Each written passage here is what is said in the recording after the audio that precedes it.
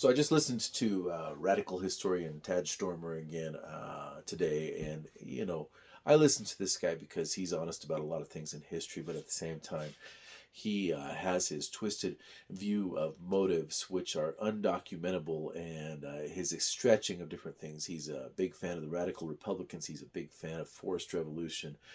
He's a big fan of forcing things on the people whether they give their consent or not. And his he believes that the founders wanted to permanently enshrine slavery, force slavery. That's ridiculous. Earliest efforts that I can trace go way back before the 1770s, or at least significantly back before the 1770s, to ending slavery. Jefferson himself was involved in it from, I believe, 1769. So this is silly. Madison, the writer of our Constitution, the what do you call it? The father of our Constitution. He's not the only writer. He said, if men were angels, no government would be necessary, and if angels were to govern men, no internal nor external controls would be necessary on the government. And this is me paraphrasing it, of course, but the point is he was admitting right up front, hey, nobody's going to be angels. We can't count on anybody to be angels.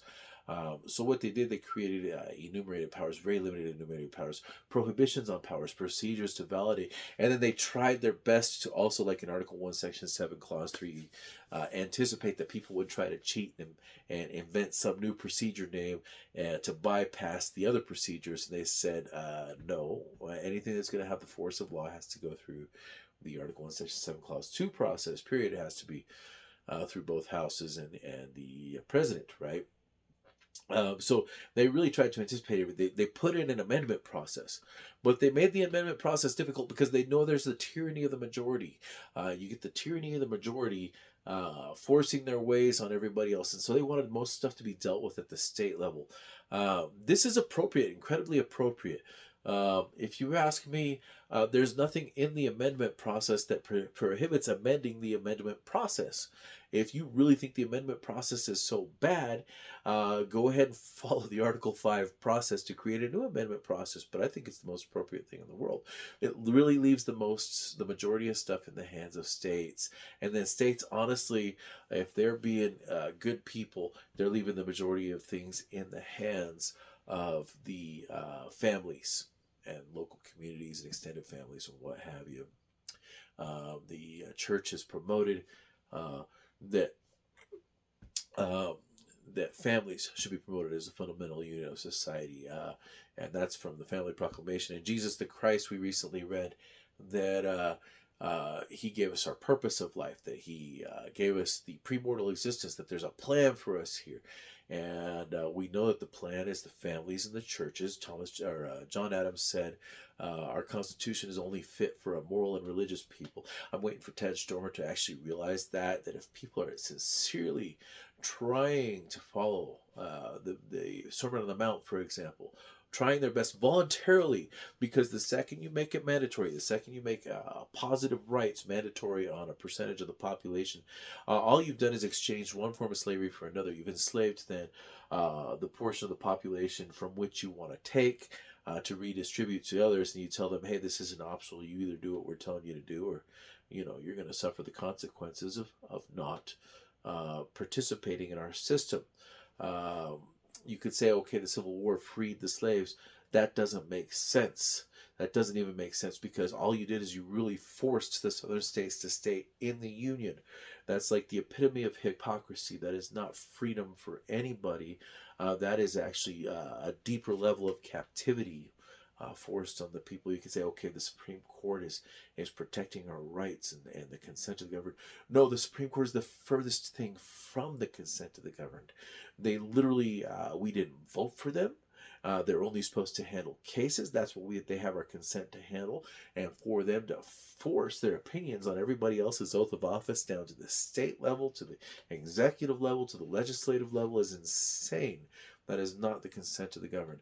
The system the founders set up was set up because they admitted they were not angels, that we needed a moral and religious people and that we needed to stick strictly to the Constitution. Thomas Jefferson was very nervous about the Louisiana Purchase. He thought, oh man, am I going to be violating the Constitution?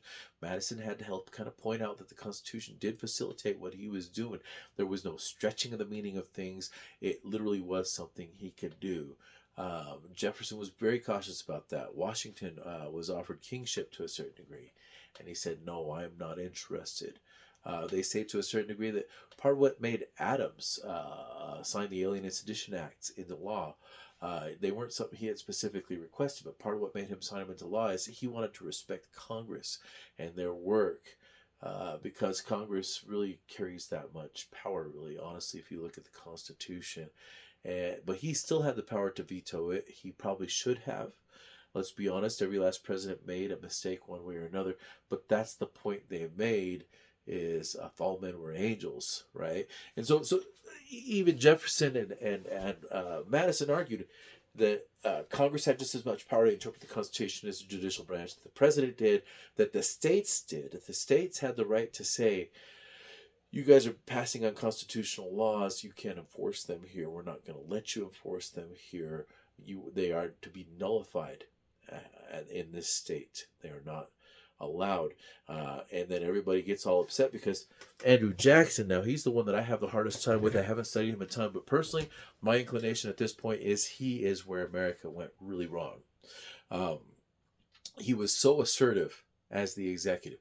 The executive was supposed to be a unifier. The executive was supposed to be um, a nice position added that didn't exist in the Articles of Confederation, if you ask me. And I need to study it more. I'm going to admit it, but I think Jackson ruined that position. Is my instinct at this point, and ultimately, part of what he did led to worse and worse things in the future.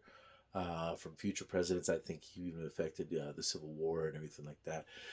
So look, you can say the founders got it wrong, and maybe Tad Stoermer, what he wants is mandatory redistribution of wealth and everything like that. That's just slavery again, dude. All that is slavery again. That's insane, because if everybody has to participate in the system, work in the system, then turn around and let their wages be taken and passed around to everybody else, that's just slavery again, dude. You're crazy to want that stuff. The system is set up right. I think that one thing that's really wrong that we allow to happen in America right now is the federal government ties up land. Article 4, Section 3, Clause 2 only allows for them to hold on to it temporarily and then dispose of it. This violates a principle that's in the Declaration of Independence. Tying up land like that is inappropriate. It violates Lockean philosophy. It violates Thomas Paine philosophy. It violates Jeffersonian philosophy. Nobody was intended to own as much land, for example, as Bill Gates owns, or to tie up as much land as the federal government has tied up. People were supposed to be an agrarian society, self-sufficient. That means the government would be minimally important in our lives in the first place. And that's what they understood. And Tad Stoermer, I don't know where the heck he's coming from. He likes the radical Republicans. Radical Republicans force the Union to stay together. That's a massive violation of consent of the governed. Then positive rights, again, massive violation of the consent of the governed. Judicial supremacy, massive violation of the consent of the governed. And definitely the administrative state is a massive violation of the consent of the governed. I'm pretty sure Tad Stoermer, I need to study him more too, but I think that he would say, hey, we need more administrative agencies, executive agencies that just get the job done without asking the people their permission to get it done. That's insane. That is not the way the founding. Who does he think is such an angel to be qualified for those positions? Who does he think is so dang moral and religious that we can trust them with all that power? Because I don't see the evidence of it. Okay, so Tad Stoermer, stop picking on the founders, man. You are so not qualified to pick on them, dude. I see zero evidence that you are a better man than they are. Not even close.